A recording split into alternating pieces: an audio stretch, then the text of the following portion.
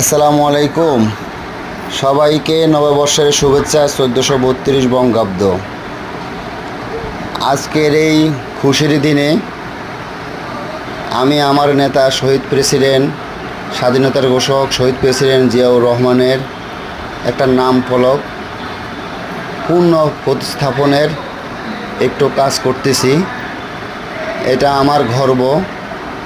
আমার নেতা দেশমাতা দেশনেত্রী বেগম খালেদা জিয়ার একজন কর্মী হিসাবে, জিয়াউর রহমানের একজন সৈনিক হিসাবে, তারুণ্যের অহংকার, ভবিষ্যতের প্রধানমন্ত্রী জনগণের ভোটে ইনশাআল্লাহ নির্বাচিত হলে সেই নেতার একজন কর্মী হিসাবে আমি নিজেকে গর্ববোধ করি এবং গর্ব করি।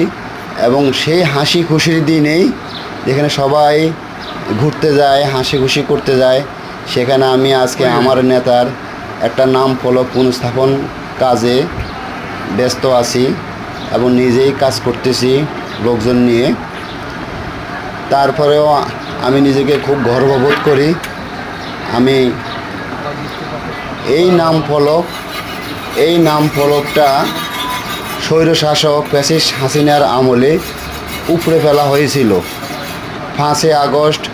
আবার 5 আগস্টের পরে আজকে আবার নতুন করে সেই আমার নেতার শহীদ প্রেসিডেন্ট জিয়াউর রহমানের নাম ফলকটা পুনঃপ্রতিস্থাপন করলাম। ইনশাআল্লাহ আল্লাহ যেন আমাদেরকে সবাইকে হেফাজত করে, আমাদের দেশকে হেফাজত করে এবং ভবিষ্যতের প্রধানমন্ত্রী জনাব তারেক রহমান জনগণের ভোটে নির্বাচিত হয়ে যেন দেশে ভার গ্রহণ করতে পারে। আমি একজন কর্মী হিসাবে তার জন্য সব সময় দোয়া করি। ইনশাআল্লাহ দেশনায়ক তারেক রহমান, তারুণ্যের অহংকার তারেক রহমান